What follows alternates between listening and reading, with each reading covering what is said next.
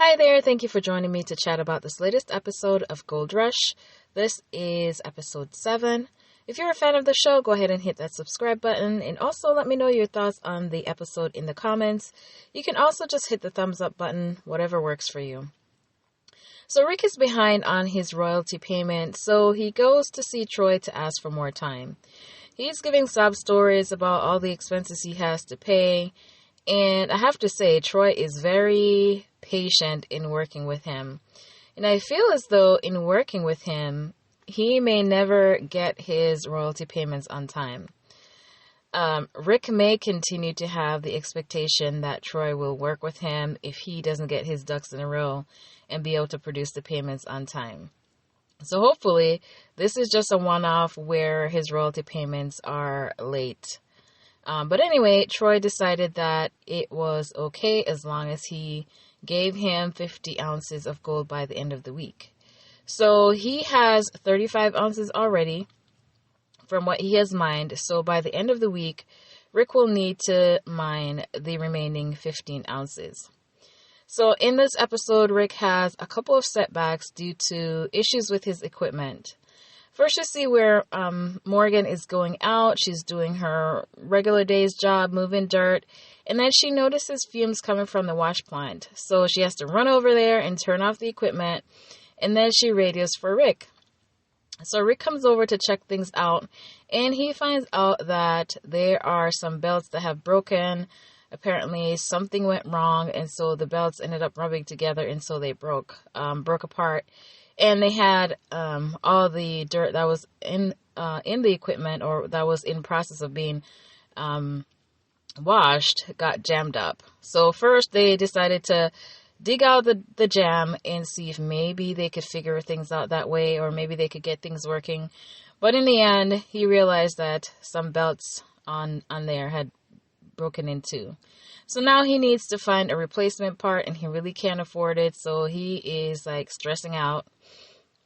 And so Buzz comes to save the day. He's like, okay, well, we don't have that part. So what can he do? I have to say that Buzz is always the one who kind of thinks outside of the box. While Rick is focused on getting a replacement part, he's thinking of like, what else can we do? What can I rig up now? It's always nice to have somebody on the team like that. He's very industrious and always comes up with something, clever to make things work. So anyway, conveniently, he spies some older equipment on the site that he went over there to go scrounging. And I just wonder, when Rick first moved to this claim, do we know of abandoned wash plant or any other equipment that was on the site? Because it's mildly convenient how he spies this old abandoned equipment in the distance and decides, you know what, I'm going to go over there and see what I can find. So anyway, he goes over there and he was able to find some belts, but they were shorter than the existing one on the wash plant. So I'm not quite sure whose idea it was, if it was Buzz's idea or if it was Rick's idea, but I know that Rick was the one who was mentioning how this is going to work. So they were going to go ahead and adjust the arms on the equipment. So it looks like they have like an arm that holds two pulleys and the belts go over the pulleys or something like that. And so the arm in the middle is adjustable. So their plan was to adjust the arm and make it shorter. And that way the shorter belts can go around the whole thing. And so it can, spin around. Excuse me. So they decided to do that. And they barely was able to get the belts to fit, like pretty much millimeters of give remaining when they were able to get that to work. So fortunately, they were able to get that to work, but we see where Rick was the one who was doing this. And I was like, why wasn't Buzz doing that? But anyway, they're back up and running, which is good. And this particular setback didn't really cost them any money per se, but they kind of, were behind because of that time that they weren't able to work. So later in the episode, we see where, once again, Morgan is going about her business and she had to radio Rick again with bad news. The wash plant conveyor, that's what I'm calling, where it runs the dirt, was jammed up again. because she noticed that it wasn't moving as it should. And so she had to rush once again to turn it off. So now, they know, previously when she was working around and they showed the view of her moving dirt and where she was getting the dirt from, I noticed that it had a bunch of big rocks in it. I was thinking to myself, like, why are there so many rocks where she's moving the dirt from? And I wondered if that was typical for there to be so much rock, because usually you see where it's mostly, smaller, finer dirt. So anyway, this malfunction that happens now is a result of rocks. And I guess some big rocks got into some place that it wasn't supposed to, and so it jammed things up, and so they weren't able to move any dirt. So we see where Rick had to go into some spot to be able to unwedge the rock out of where it was to be able to get things moving again.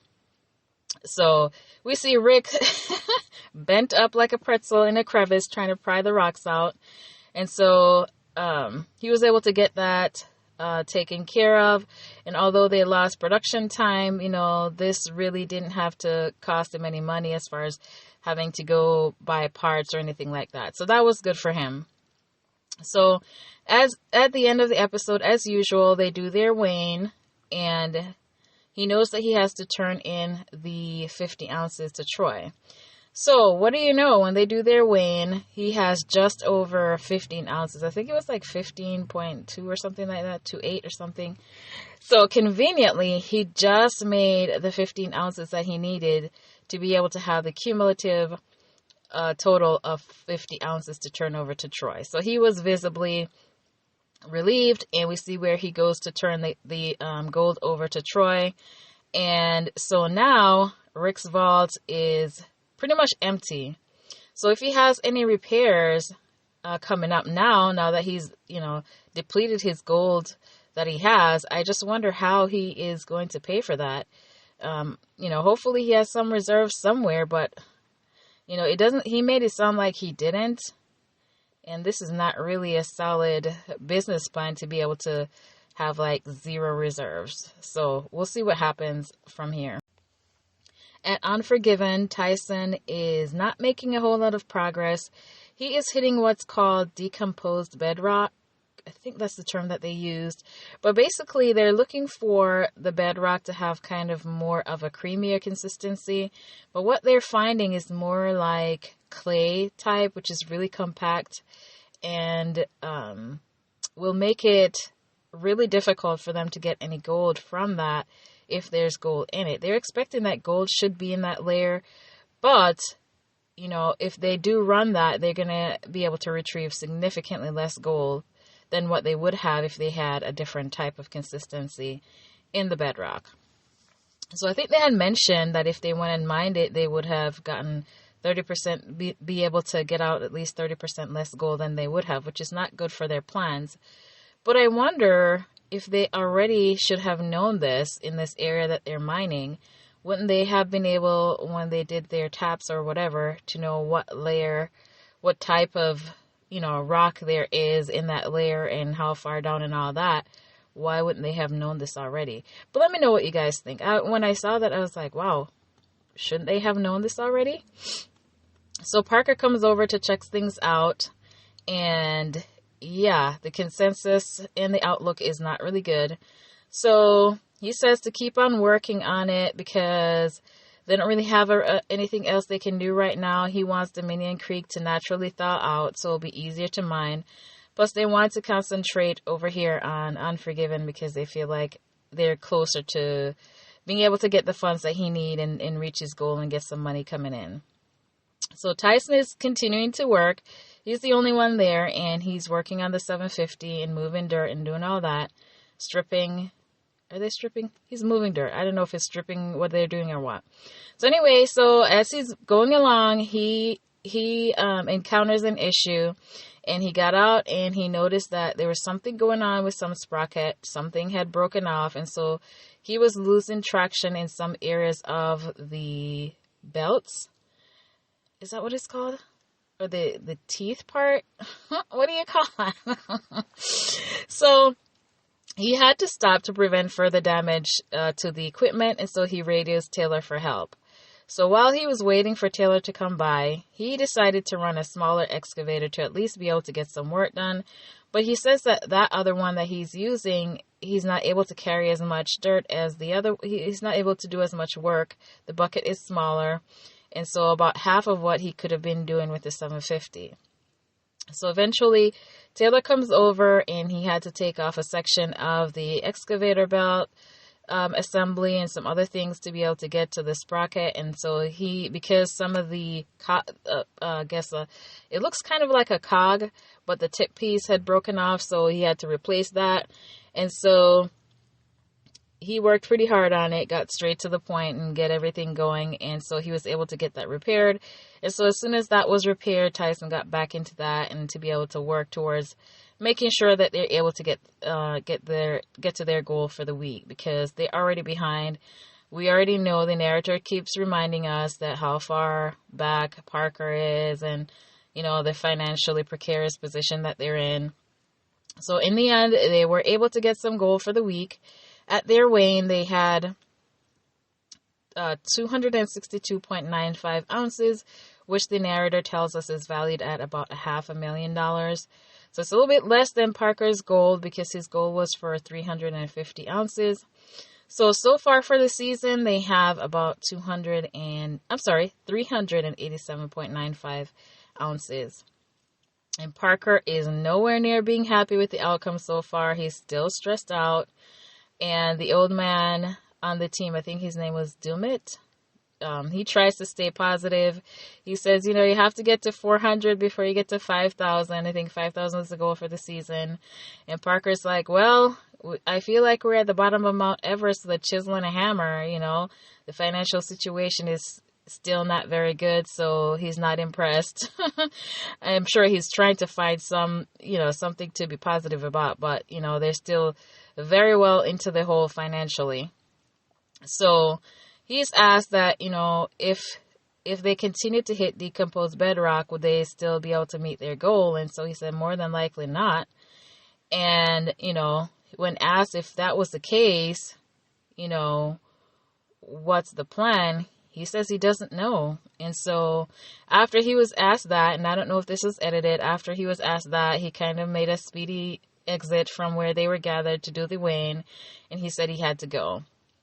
So the season for Parker is not going that great, but on a positive note, it seems that he has a lot of great employees, and they're willing to do whatever it takes to help him, meet his goal and get into a better financial situation.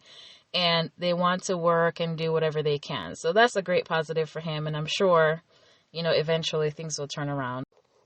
At Indian Creek, we see where Tony is looking over the abandoned wash plant, and he's assessing what possible repairs would be needed to get it up and running again. And the narrator tells us that this has been abandoned for about 4 years, which apparently was how long ago they've left this claim. So we see where Tony's mentioning some areas that need new wiring. There's some holes in a section that he mentioned needed welding, and then we see in the aerial that a section of roof is collapsing, like it looks like maybe zinc covering over a covered walkway, which is not really an immediate concern.